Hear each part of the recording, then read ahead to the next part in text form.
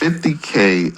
If somebody offered you 50K a month to leave me, would you do it?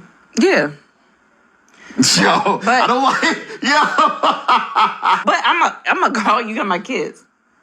Wait, am I what? also taking the kids? Yeah, you taking the kids. Well, he didn't say that. What if he don't want kids in his house? Who am I to tell that man that he has to father my children also? Yo. He didn't include them in the package. I'm taking the package as is. I'm not amending. So you would leave your kids? I'm not asking no questions. I'm just gonna assume somebody offered you $50,000 a month. I would not leave you. me. Why?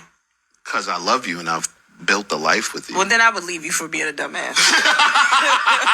Because what the fuck are you talking about? That's wild. 50K a month? 50K a month, man. Every month. Every month. For the rest of my life. Rest of your life. I don't life. have to do shit for it but leave. You gotta leave and be with that person, yeah. Are you about to say something else that's gonna make me No. Like what's the bad? What are you talking about? Well, damn. If somebody offered, showing you that women and men are two different beings. What women cry about for love, unconditional love, they have no idea what that is. Unconditional love for a woman comes with a price. It comes with a price tag. And morals and all that shit don't mean nothing to them bitches. First of all, I want to give all praises to Yahweh, Ba'Hashem Yahushai, Ba'Hashem Rakakadash. Double honor to the apostles and the elders of Great Millstone. Salutation to all the brothers and the few sisters out there. Onto this like foreigners from the seed of Abraham, Isaac, and Jacob, Shalom in Hebrew, which means peace. Hey, the best advice I have for that man, run away. Run as far as you can. That is not even a joke. When she said that wasn't even, you're not supposed to take that as a joke. And that's the problem with majority of men today. See, even in that sense, that's a red flag right there. She didn't even hesitate. So the money has to be there for her to leave him. There's no loyalty, no nothing. She didn't even say, hell no. He said, nah, cause I said, I love you and I built something with you. See, us men, we're simple. He said there was a pain in that laugh. Yeah, because he realized that he got himself a scallywag. You know, they probably gonna kiss and thing, because the scripture says about a man and his maid. But damn, yo, don't do it to yourself, man. Getting a relationship and married to these women of today is just, it's just a heartache bound to happen. For her to simply just jump on that, like, hell yeah, I'll do it.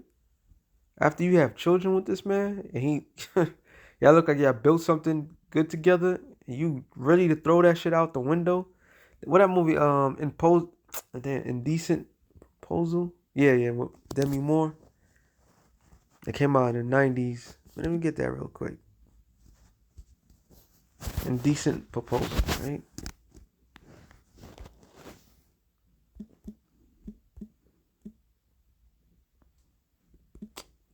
I know what to do. And she was bad back then too. Demi Moore movies, right? Her and what's his face? Indecent Proposal. And that happens a lot. All right. This whole movie was based upon adultery. It was just wicked, bro. All around. And you hear about these things happening with Jake going to a cruise, and the man, is Esau. He's a cuck. And the man, he wants to be with the woman. No, sorry, the man who's married with the woman. The woman got a fantasy, and for a night, they'll invite somebody into their home, into their relationship. It's like that bitch, what's that name? P. Diddy and was it not Cassie? Casey? Yeah, with that whole shit. That was an indecent proposal. So in this movie, what's this guy's name again? Damn. I'm not gonna look it up. I know. I'm just trying to remember. Redfoot. Oh, well, it doesn't matter. It doesn't matter. It does matter, but it doesn't matter. So the guy right here in the suit goes to Woody Harrison and tell him, look, I'll give you what was it, $1 million he gave him to sleep with his wife, right? And she got the green light from Woody Harrison to do it. He hesitated in the beginning at first, but then he was like, nah, I'll do it. Showing that in this society, what they consider love is ain't shit. It's not worth it, man. The relation, the juice is not worth the squeeze, yo. Straight up. Let me just read a little bit more. Opportunist.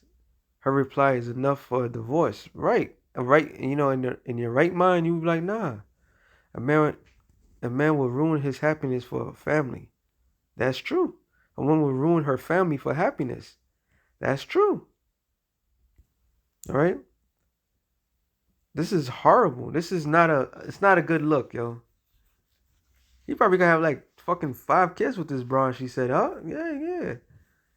And it's not the fact how long is at the end of the day, you women don't bear no loyalty to anything.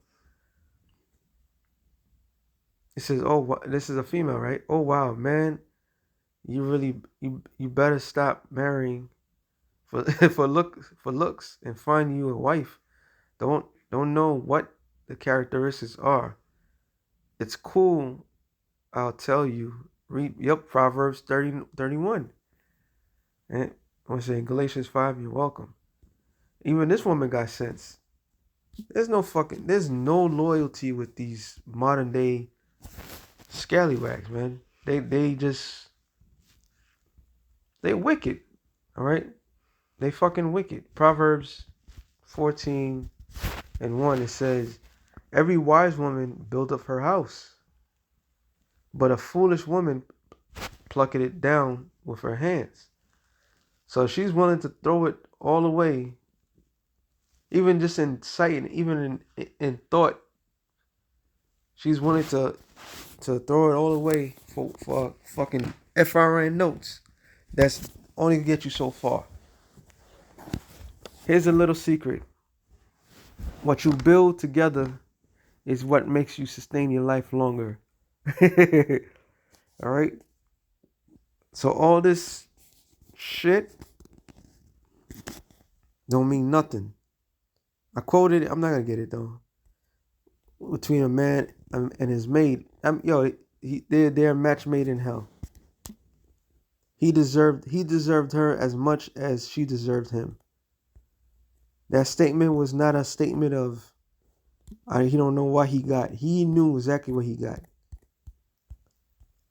He's the fool. He's the bum, the idiot that decided to get with that, to remain with her. When are you women gonna learn? Money don't mean shit. Money don't mean shit, especially now these days. Y'all about to find out how real quick when the dollars become like the all these other failed fiat currencies, and you're gonna realize y'all did all that shit for nothing. All right, you have no future. You destroyed your future, and the Lord's gonna destroy you. Sirach 26:15. I just want to go to the point.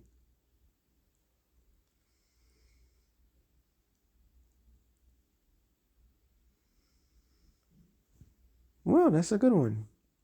13. It says, the grace of a wife delighteth her husband, and her discretion will fatten his bones. So even by thought process, you're not even supposed to let that shit slip out. She just literally she just destroyed her husband consciousness. His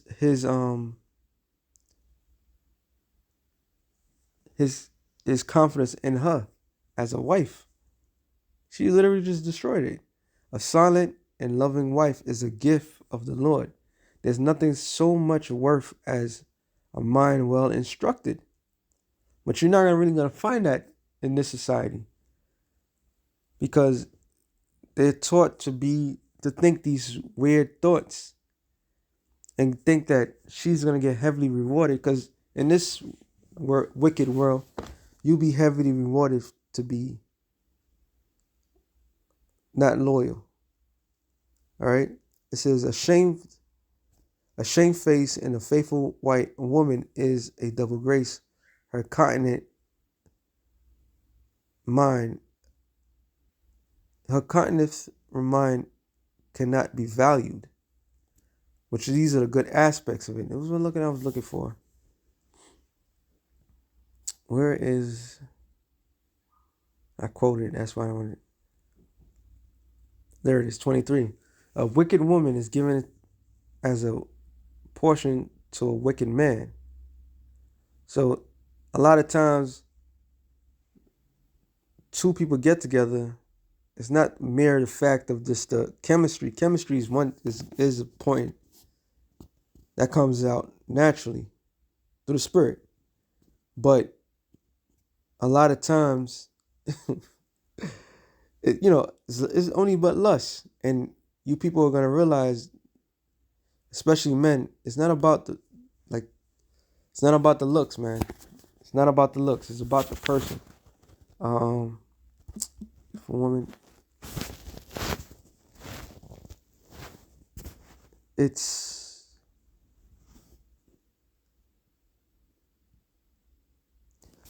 Sirach 25 and 21. Stumble not at the beauty of a woman, and desire not for pleasure, which is easily said and done, because we all like what we like.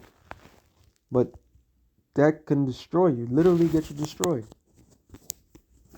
Okay, it says it's perfect. A woman, if she maintain her husband, is full of anger and impudence and much reproach. A wicked woman abateth the courage. That's exactly what she did. Unbeknownst to her, she just destroyed that man's courage. Maketh an heavy countenance and a wounded heart, which is the mind. He laughed it out because that's on the response. And he's a fool. You can tell he's a fool. He's in, like you say, he's in love with her. Men love women. I don't know what to say. Women don't love they don't love nothing. They don't even love themselves. They don't know how to love. All right, they love come with condition. Men love unconditionally. And it's true. Men love unconditionally. Women, they will give you a fucking plethora of things how to love a man. A man might just like you for your looks, just your being around, but for her, it's not enough. It's never enough. A woman that will not comfort her husband in distress, weak of the hands and the feeble knees. And that's self-explanatory. What's the other one I'm thinking of? 29:1. Or maybe it's 25. Slakia.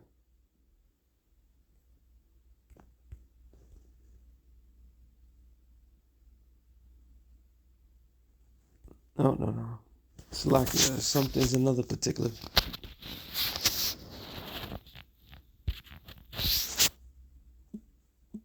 Three things.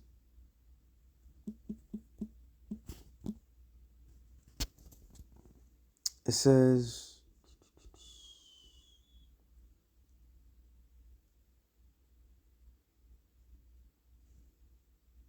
love his neighbor. Oh, okay, there it is. Sirach 25:1.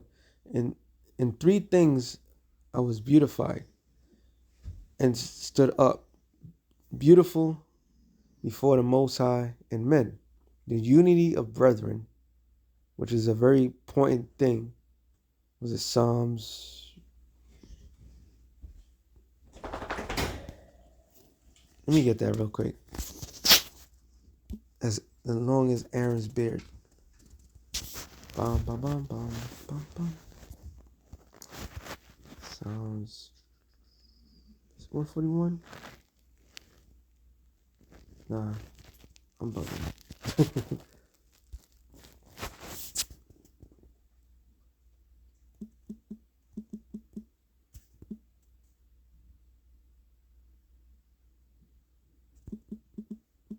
No, all right. Brethren.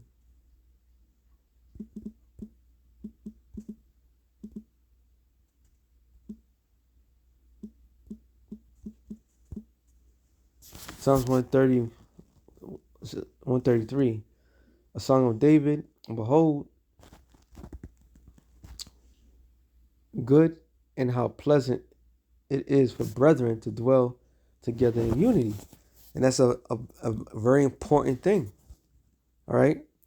It says, in three things I was beautified and stood up beautiful before the Most High: the unity of brethren, the love of the neighbors, because you was to love your neighbor as yourself, and a man and a wife that agree together.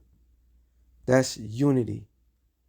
Okay, that's the relationships that's supposed to be. So when one party goes astray, then the relationship dies. But the one that always so happens want to keep the relationship going is the man. And the woman always wants to play the victim and blame the man that he don't want to get it going, but she want to be combative because of this world. And this is why it says this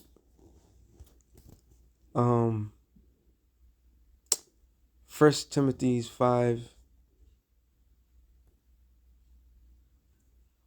It said, I would therefore that the younger women marry, bear children, guide the house, give none occasion to the adversary, speak reproachfully. And the key word is none occasion. I should look it up in the NLT real quick. Because a lot of you women leave the door open for things when you're supposed to be solidified.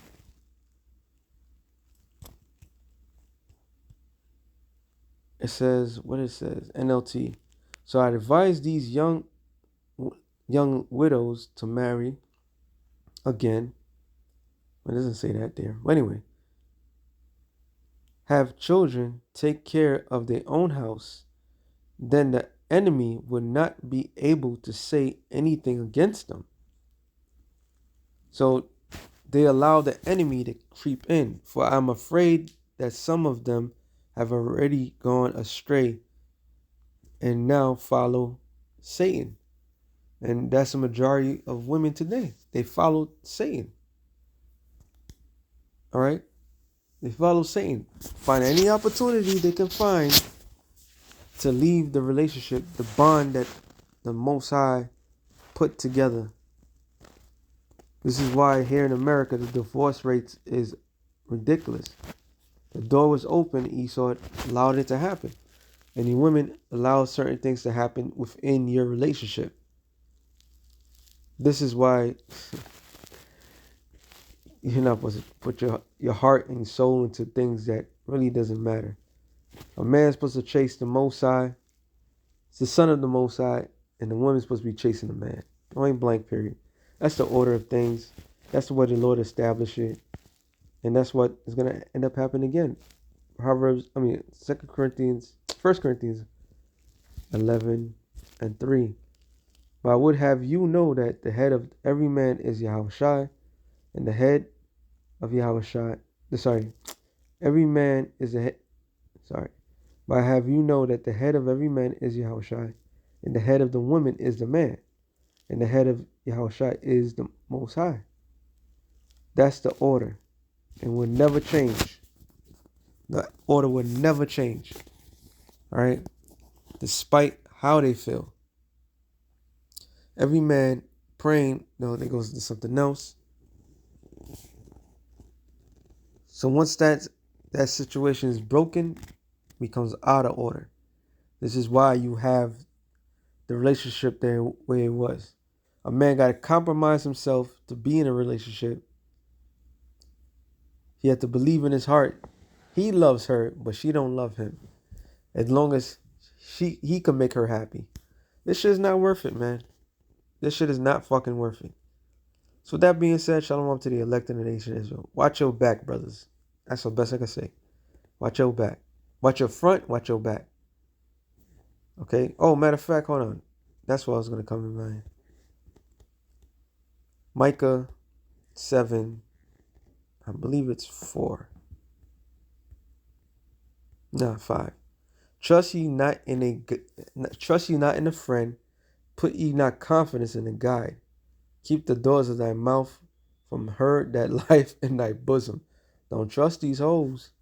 Hey, everything that's written is written for our time, right? Think of greater men than us. Think of Samson. Think of Solomon. Think of the men that were on point, who had no problem, no issues to find a woman back then. And yet they failed, or some of that sort. So if you know your woman is gonna think like that, don't open the door to have her think that way. Period. You can try to find a hint, but you gotta be wise. Don't trust anything. If she's like that and you knew that, don't even bother. Don't even get in a relationship with something like that. Don't do it to yourselves. Best advice. Shalom.